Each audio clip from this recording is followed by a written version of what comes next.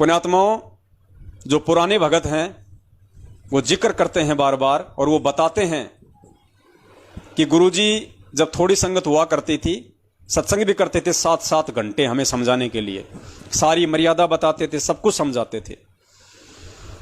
थोड़े भगत होते थे, आसपास बैठे होते थे, परमात्मा के चरण सेवा का लाभ उठाते रहते थे।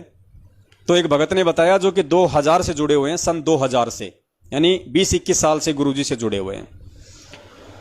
तो उन्होंने कहा कि एक भगत आया और उसने गुरुजी से कहा कि गुरुजी, घर परिवार में शादी है और हमने पहले शादियों में लोगों को खाना खिला रखा है, अब नहीं खिलाएंगे तो लोग हमारे को पता नहीं क्या क्या कहेंगे। तो गुरुजी लड्डू जलेबी कर लेते हैं और लोगों को खिला देते हैं, शादी आ रही है बेटी की। तो गुरुजी खिला दूं क्या? तो परमात्मा ने कहा कि बेटा खिला दे, और देसी घी की बना के खिलाना। गुरुजी ने क्या कहा कि देसी घी में खिलाना। अब इसका क्या अर्थ निकालोगे पुण्यात्माओं आप? अब कोई ये कहे यार गुरुजी तो खुद ब्याह शादी में लोगों को जिमाने के लिए अपने भक्तों को आदेश दे रहे हैं, दूसरी तरफ परमात्मा कहते हैं हमने ये आडंबर नहीं करना, बिल्कुल भी, बिल्कुल सिंपल तरीके से विवाह करना है, साधारण तरीके से, ज्यादा मिठाई चटाई हमने कुछ नहीं करनी। और परमात्मा अपने ही ज्ञान के खिलाफ अपने ही भक्तों को इस तरह का आदेश दे रहे हैं उनकी प्रार्थना पे। तो पुण्यात्माओं, इस चीज को हमने सत्संगों को आधार बना के और पूज्य गुरुदेव जी को समझ के, उनके संकेतों को समझ के हमने इन चीजों को समझना पड़ेगा। देखो, यदि वो भगत समझदार होता, यदि वो भगत ज्ञान आधारी होता, तो वो गुरुदेव से ये सवाल ही नहीं करता, क्योंकि परमात्मा ने सत्संगों में सब कुछ बता रखा है कि आपने विवाह शादी किस प्रकार से करना है। विवाह शादी में अगर खाना पीना रखने की जरूरत हो तो आपने कैसा और किस प्रकार का सादा भोजन करना है, और आपने क्या सोच के करना है। लेकिन उसके बावजूद भी उस भगत ने अपनी नादानी के चलते और पूज्य गुरुदेव जी से सवाल किया कि गुरुजी लोगों ने हमारा खा रखा है, हमने भी उनको खिलाना पड़ेगा, तो मैं लाडू और जलेबी करना चाहता हूं। तो गुरुजी ने कहा कि बेटा देसी घी में खिलाना। अब परमेश्वर ने क्यों कहा ये? पुण्यात्माओं, इसके 2 रीजन है। पहला रीजन तो इसका यह है कि मालिक को मालूम था कि अगर ये ज्ञान आधारी होता, अगर ये सत्संग ध्यान से सुनता और मुझे ये अगर ये भगवान मानता, तो पहली बात तो मेरे सत्संगों को आधार बना के और मुझ परमेश्वर से इस प्रकार का सवाल करने की इसकी हिम्मत ही नहीं होनी चाहिए थी। फिर भी इसने अपने नादानी में यदि मुझसे सवाल किया है तो परमेश्वर पुण्यात्माओं फिर अपनी आत्मा का बचाव करते हैं। देखो ये कितना दयालु परमात्मा है। मालिक को पता था कि अगर इसने सवाल किया है तो जाहिर सी बात है ये ज्ञान आधारी नहीं है और ये मेरी बात भी नहीं मानेगा। इसने तो ठान ली, अगर मैं इसको कहूंगा कि बेटा नहीं करना है तो भी ये करेगा लोकलाज में आके, क्योंकि मैं कहूं चाहे मेरे सत्संग कहें बात एक ही है। और जब इसे मेरे सत्संग नहीं समझ में आए तो मेरे द्वारा दिए गया आदेश भी इसके पल्ले नहीं पड़ेगा। तो डेफिनेटली ये लोक लाज और मर्यादा में रिश्तेदार और परिवार वालों के दबाव में आके ये लाडू जलेबी जरूर करेगा और लोगों को खिलाएगा। और मैंने यदि इसको मना कर दिया कि बेटा नहीं करना, नहीं खिलाना, और उसके बावजूद भी ये खिलाएगा, तो इसके बिगड़ेंगे कर्म, ये गुरु मर्यादा से दूर हटेगा, ये गुरु वचन से दूर हटेगा।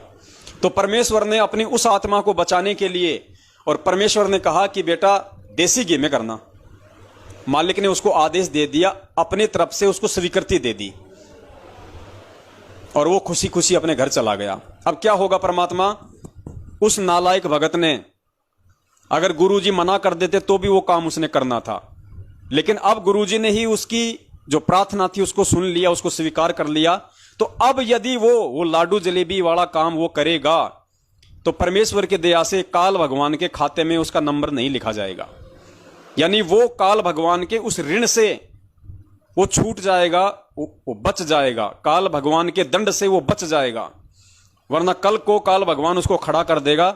जब धर्मराज के सामने उसकी फाइल ओपन होगी तो धर्मराज कह देगा बेटा भगवान धरती पे आए हुए थे और भगवान ने तुझे मना कर दिया और भगवान के वचन की अवहेलना करके और तूने दुनियादारी निभाई, अपने भाई बंधु रिश्तेदार समाज को तूने ज्यादा प्रधानता दी, ठोक दो इसको नरक में, ले जाओ इसको पकड़ के। उसका वो हाल होगा। तो परमेश्वर अंतर्यामी है, उनको तो आगे तक का पता है। इसलिए परमेश्वर ने अपनी उस आत्मा को काल के उस कहर से बचाने के लिए और परमेश्वर ने उसको स्वीकृति दे दी। और साथ में परमात्मा ने क्या कहा कि देसी घी में करना, अर्थात डालडा घी यूज करना भगत के लिए मना है। यह परमेश्वर की नियम में है, यह परमेश्वर की मर्यादा में है। वर्तमान में सतयुग में, द्वापर में, त्रेता में यह डालडा था ही नहीं, तो परमात्मा ये मर्यादा क्या बताएंगे। उस समय तो शुद्ध चीजों का प्रयोग होता था। अब ये कलयुग आ गया, लोगों ने घी को भी अपना धंधा बना लिया। सूअर की चर्बी, अन्य पशुओं की चर्बी उसमें चिकनाई के लिए मिलाते हैं, नाम धर देते हैं उसका डालडा, वनस्पति घी। तो पुण्यात्माओं, ये तो धंधा हो गया, उन जीवों को मारा जाता है और वैसे भी वो गंदगी हो गई। तो उस घी का हम प्रयोग ना तो परमेश्वर की ज्योति जलाने में कर सकते हैं, ना हम वो अपने घर में उसको साग सब्जी या भंडारे में यूज कर सकते हैं, और ना हम दूसरों को खिलाने में यूज कर सकते हैं। या तो तेल में बनाओ या फिर शुद्ध देसी घी में बनाओ। इसलिए परमेश्वर ने उसको और बचाया और कहा कि बेटा देसी घी में करना। अब बताओ पुण्यात्माओं, ये दो कारण थे। अब ये दो कारण उस समय ना तो वो कोई सुनने वाला भगत समझ पाया, और ना जिसको परमात्मा ने आदेश दिया था वो आज तक समझ पाया। अब परमेश्वर ने साध संगति के माध्यम से दया करके अब इन चीजों को भगत समाज के सामने ला रहे हैं, परमात्मा रख रहे हैं।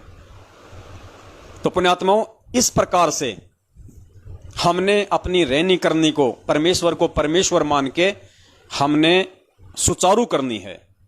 तब हमारा बेड़ा पार होगा, तब हम इस परमेश्वर के निकट आ पाएंगे। मस्तक लाग रही मारे गुरु चरणा की दूर, मस्तक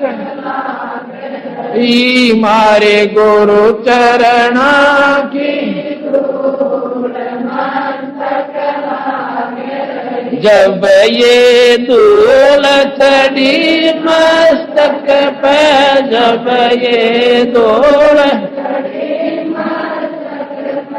धूलिया हो गई दूर, मारे गुरु चरणा की दूर।